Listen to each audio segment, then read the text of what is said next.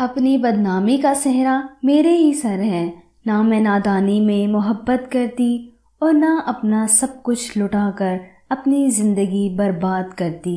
یہ ان دنوں کی بات ہے کہ جب کافی دنوں سے ہمارے گھر کے سامنے والا مکان خالی تھا اور مالک مکان کسی مختصر فیملی کی تلاش میں تھا۔ جلد ہی اس کو کرایہ دار مل گیا۔ یہ کرایہ دار رؤف نامی نوجوان لڑکا تھا۔ وہ نزدیکی گاؤں سے شہر پڑھنے کے لیے آیا تھا۔ وہ سارا دن باہر رہتا اور رات کو گھر آ کر پڑھائی میں مشغول ہو جاتا۔ جلد ہی پاس پڑوس والوں نے محسوس کیا کہ اس کی صحت خراب ہوتی جاتی ہے۔ جب وہ گاؤں سے آیا تھا سرخ اور سفید اور صحت مند تھا، بعد میں رنگت پیلی پڑنے لگی اور وہ دبلا بھی ہوتا گیا۔ ایک روز والد صاحب کو گلی میں ملا۔ انہوں نے پوچھا، اسد بیٹے تمہیں کیا ہوا ہے؟ کیا شہر کا پانی راس نہیں آیا جو روز بروز کمزور ہوتے جا رہے ہو؟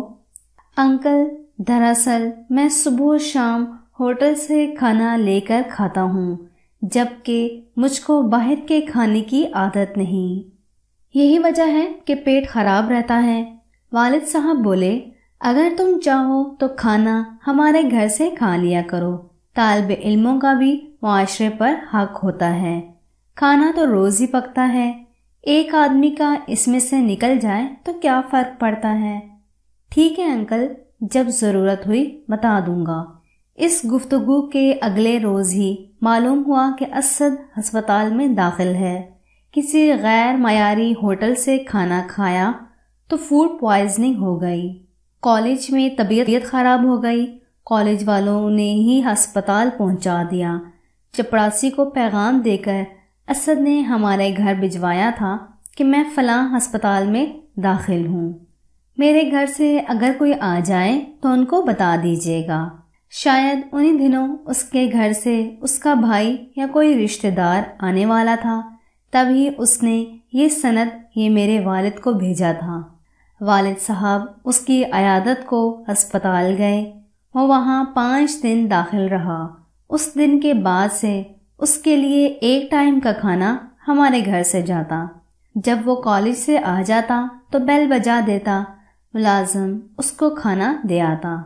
اسد نے بہت اصرار کیا کہ وہ کھانے کی رقم ہر ماہ دیا کرے گا، لیکن والد صاحب نے منع کر دیا کہ کوئی بات نہیں، ہمسایوں کا بھی حق ہوتا ہے۔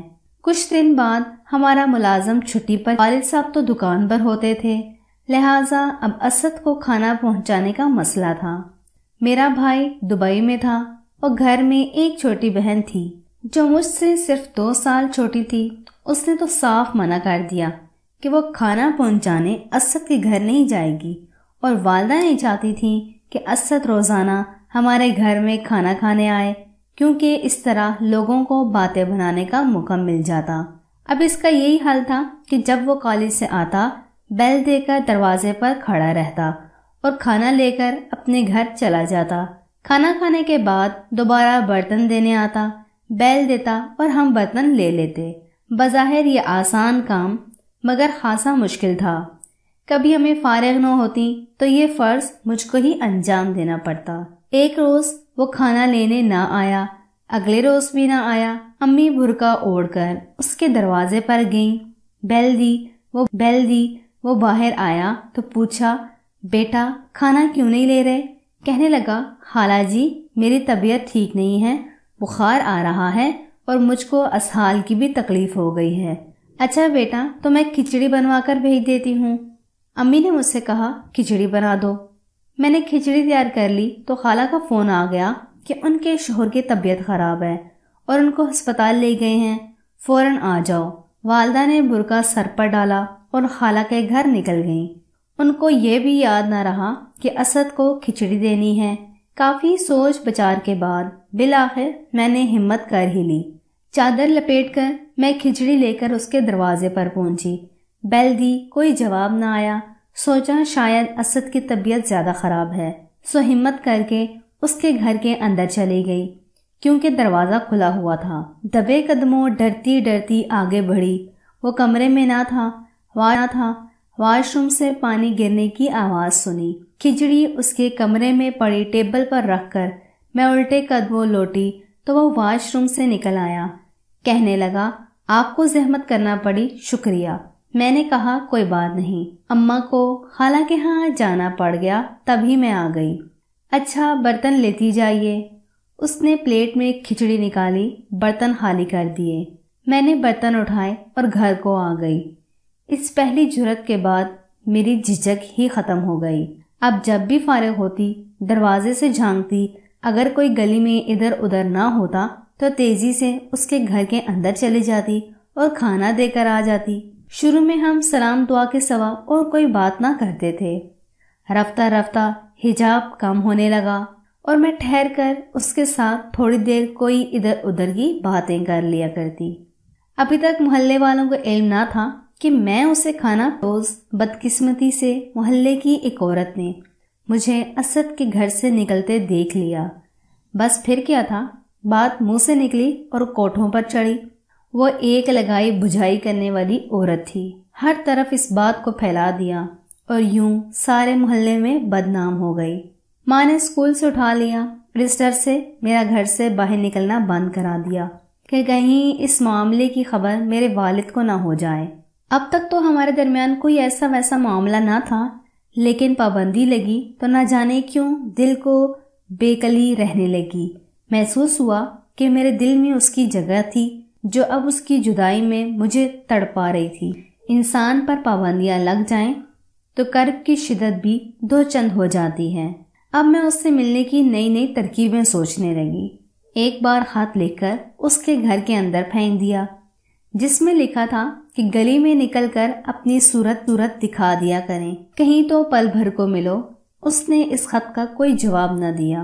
مجھ کو اور زیادہ بے قراری لگی۔ ایک اور خط لکھ کر دروازے سے جھانکا، دیکھا کہ گلی میں کوئی نہیں ہے تو تیز قدموں سے اس کے گھر کی طرف گئی۔ اس کے مکان کی وہ کھڑکی جو صحن میں کھلتی تھی وہ کھلی ہوئی تھی۔ ہاتھ آگے کر کے خط صحن میں پھینک کر الٹے قدموں گھر میں گھس آئی۔ اب اسد کو یقین ہو گیا کہ جب تک وہ مجھے جواب نہ دے گا میں اسی طرح کی احمقانہ حرکتیں کرتی رہوں گی۔ سو اگلے روز اس نے دوپہر کے بعد ہماری بیل بجائی۔ امی نماز پڑھ رہی تھیں۔ میری چھٹی حص نے کہا، ہو نہ ہو وہی ہے۔ دبے قدموں دروازے پر پہنچی، جھانکا تو وہی تھا۔ کہنے لگا، میرے مکان میں میرے کالج کے دوست اور کلاس فیلوز بھی آ جاتے ہیں، لہٰذا اب تم میرے گھر میں مت آنا۔ تو پھر گلی میں ہی میری بات سن لو۔ آخر تم نے مجھ سے کیا بات کرنی ہے، ابھی کہہ دو۔ ابھی ابا وقت ہو رہا ہے، وہ اچانک آ گئے تو تم مجھ سے دریا میں ملو۔ میری سہیلی کا گھر وہاں قریب ہے، میں اس کے گھر کا کہہ کر جاؤں گی۔ دن کو تو مجھے پڑھائی کرنی ہوتی ہے، کل سے امتحان شروع ہیں۔ اچھا تو پھر رات کو مل لو۔ رات کو؟ اس نے حیرانی سے کہا، ہاں، دریا 2-4 قدم پر تو ہے۔ رات کو امی ابا جلدی سو جاتے ہیں، میں اندھیرے میں نکل کر دریا پر آ جاؤں گی۔ دیکھو آج رات ضرور آنا، ایسا نہ ہو کہ تم نہ آؤ اور میں وہاں تمہارے انتظار میں رات بھر بیٹھی رہ جاؤں۔ ایسا کہہ کر میں نے جلدی سے دروازہ بند کر دیا۔ اب رکوف کے پاس اس کے سوا چارہ نہ رہ گیا، وہ رات کو دریا کنارے جا کر بیٹھ جائے اور میرا انتظار کرے۔ اتفاق کہ اس روز اماں اور ابا دیر تک باتیں کرتے رہے اور کہیں 12 بجے تک سوئے۔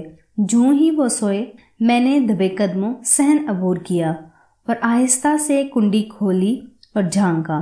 آسمان پر ستاروں کی مدھم روشنی تھی، گلی سنسان تھی اور وہاں دور دور تک کوئی نہ تھا۔ جانے دل کی گلی کا کیا زور اور جذبہ ہوتا ہے کہ انسان نہ آندھی دیکھتا ہے اور نہ طوفان، انسان کا خوف رہتا ہے اور نہ ہی بھوت پریت کا۔ تیز تیز قدم اٹھاتی تقریباً 7 منٹ میں دریا کنارے پر جا پہنچی۔ اگرچہ مجھے آنے میں دیر ہو گئی تھی تو کبھی یقین تھا کہ وہ وہاں ضرور ہوگا۔ ہزاروں وسوسوں کا خوف دل پر اٹھائے جب میں دریا تک پہنچی تو دیکھا وہاں وہ نہ تھا۔ تھوڑا سا اور آگے بڑھی تو کوئی بیٹھا نظر آیا۔ میں سمجھی اسد ہے جو میرا انتظار کر رہا ہے، میں سمجھی اسد ہے جو میرا انتظار کر رہا ہے۔ جب ذرا اور آگے گئی تو کیا دیکھا کہ وہاں وہ تو نہیں، کوئی اور بیٹھا ہے۔ میں ڈر کر واپس پلٹنے لگی تو وہ بولا، ڈرو نہیں بہنا، مجھے اسد نے بھیجا ہے، اس کو سخت بخار ہے، وہ میرے گھر میں لیٹا ہے، تم کو بلا رہا ہے۔ میں نے کہا رات آدھی ہو چکی ہے، اب تمہارے گھر گئی تو واپس اپنے گھر کب پہنچوں گی؟ میرا گھر زیادہ دور نہیں ہے، اب آ گئی ہو تو اس کی بات سن لو۔ یہ لو، اس نے پرچہ لکھ کر مجھے دیا ہے، خود پڑھ لو اگر میری بات کا یقین نہیں ہے۔ اس نے جیب سے ٹارچ نکالی اور پرچے پر ڈالی۔ میں نے پڑھا، لکھا تھا مجھ کو شدید بخار ہے، 2 گھڑی دیکھنے کو آ جاؤ۔ انداز تحریر اسی کا تھا۔ میں اس کی تکلیف کا سوچ کر تڑپ اٹھی، بغیر سوچے سمجھے اس کے دوست کے پیچھے پیچھے چل دی۔ ذرا آگے آئے تو اس کو اسکوٹر نظر آیا، وہ بولا اس پر بیٹھ جاؤ، بس 2 منٹ میں پہنچ جائیں گے، تم کو واپس بھی اسی سواری پر لے کر آؤں گا۔ نہ جانے کدھر کس راستے وہ مجھے لے چلا۔ اس وقت میری مت ماری گئی تھی۔ اسد کے بخار کا سن کر اس کے پیچھے کو پلٹ کر جانا چاہیے تھا۔ اسد کی سوچوں میں ایسی ڈوبی ہوئی تھی کہ اندازہ نہ ہوا کتنی دور چلی آئی ہوں۔ جب ایک مکان کے سامنے اسکوٹر روک کر اس نے اترنے کا کہا تو مجھے ہوش آیا۔ اب میں کلی طور پر اس کے رحم و کرم پر تھی۔ مکان کے اندر پہلا قدم رکھتے ہی دل نے کہا تم نے یہاں آ کر بڑی غلطی کی ہے۔ دھڑکتے دل کے ساتھ آدھی رات کو میں ایک انجانے گھر میں داخل ہو گئی۔ تصور میں اسد کا پیارا چہرہ تھا اور کچھ سوچ نہ تھی۔ جب اندر گئی وہاں بستر ضرور بچھا تھا مگر اس پر اسد نہ تھا۔ ادھر ادھر دیکھا، شاید دوسرے کمرے میں ہو۔ ابھی میں جائزہ لے رہی تھی کہ دروازہ بند کرنے کی آواز آئی۔ وہ شخص جو مجھے لایا تھا دروازہ بند کر چکا تھا۔ اتنے میں دوسرے کمرے سے 2 اور آدمی بھی آ گئے مگر ان میں کوئی اسد نہ تھا۔ میں نے پوچھا اسد کہاں ہے؟ ان میں سے ایک بولا بھول جاؤ اسے، وہ دریا میں ڈوب چکا ہے، اب ہم ہیں تمہارے اسد۔ اس کے بعد کیا کہوں؟ قلم تو خون کے آنسوؤں میں ڈبو کر لکھوں تو سارے بدن کا لہو کام آ جائے گا۔ میں کتنی بے بس لڑکی اور یہ انسان نما درندے، جو قدم بنا سوچے سمجھے اٹھایا وہ مجھے کس راہ لے آیا۔ رات سر پر سے ایسے گزری جیسے ڈائن ہو، ہزاروں گدھ اور چیلیں چلاتی ہوئی کانوں میں محسوس ہو رہی تھیں۔ صبح ہوئی بھی تو کتنی سیاہیاں سمیٹ کر میرے دامن میں لے آئی۔ اجالا تو پھر ہوا ہی نہیں۔ میں نے اگر ایک غلطی کر لی تھی تو دوسری نہیں کرنی تھی، مگر اگلی سب سے بڑی غلطی یہ کہ ابا کے خوف سے صبح گھر پہنچنے کی کوئی تدبیر نہ کی۔ حالانکہ میں چاہتی تو صبح گھر چلی جاتی، جو ہوتا سو ہوتا، بابل کی چھت سے تو نہ جاتی، مگر میں تو وہیں بیٹھی روتی رہی، اسد کو کوستی رہی کہ اس نے یہ سب کچھ میرے ساتھ جان بوجھ کر کیا تھا یا وہ خود کسی کا شکار ہو گیا تھا۔ بھول پن سے اپنے کسی دوست کو اپنا رازدار بنا کر ان کو موقع فراہم کیا تھا۔ یہ عقدہ تو کبھی کھل ہی نہ سکا۔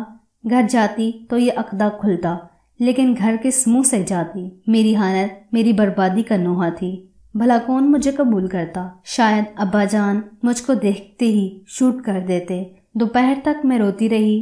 وہ لوگ گھر کو تالا لگا کر چلے گئے۔ میں نے پاس پڑوس میں جھانکا اور نہ شور مچایا، بس یہی جی چاہا کہ اپنی بدنامی کا صحرا گانے سے بہتر ہے کہ یہیں پیاسی دفن ہو جاؤں۔ شام کو وہ لوگ آ گئے، کہا کہ یہاں رکنا ٹھیک نہیں، کسی نے پولیس کو اطلاع کر دی ہے۔ ان کے ہتھے چڑھ گئے تو اخباروں میں تصویر آ جائے گی، بہتر ہے نکل چلو۔ انہوں نے نہ تو مجھے اسد تک پہنچایا اور نہ میرے گھر تک، بلکہ ایک کار میں لاہور لے آئے اور یہاں شاہی محلے میں مجھے دلاسا دیا۔ وہ کہتی کہ مجھے ماں سمجھو، مگر وہاں نہیں، ماں کے نام پر دھبا تھی۔ وہ مجھے ہیرا کہہ کر متعارف کراتی تھی۔ نہ جانے کب تک یہ ہیرا اس گندی جگہ پر بکتا کہ ایک روز ایک شخص جو وہاں اپنا دل خوش کرنے آیا تھا، میں نے اسے اپنا قصہ سنا کر التجا کی کہ مجھ کو میرے والدین تک پہنچا دو، بے شک وہ مجھے شوٹ کر دیں، اس جگہ رہنے سے تو باپ کے ہاتھوں مر جانا بہتر ہے۔ اس آدمی کو ترس آیا اور اس نے مجھے میرے گھر تک پہنچا دیا۔ وہاں سب بدل چکا تھا۔ ماں میری یاد میں رو رو کر اندھی ہو چکی تھی۔ باپ یہ بے عزتی سہ نہ سکا اور دنیا سے ہی رخصت ہو گیا۔ بھائی نے دروازہ تو کھولا لیکن کوئی بھی تعلق رکھنے سے انکار کر دیا۔ وہی آدمی مجھے اپنے ساتھ واپس لے آیا، میرے سے نکاح کیا اور میں اب اس کی بچے کی ماں بننے والی ہوں۔ پر زندگی میں ایک غلطی مجھے گناہ کی ایسی کار میں لے گئی جہاں صرف دلدل ہے۔ دلدل تھی۔ مجھے میرے شوہر نے کبھی کوئی طعنہ نہیں دیا، لیکن ہر دم یہ دھڑکا لگا رہتا ہے کہ یہ میرا آخری ٹھکانہ بھی ہے کہ نہیں۔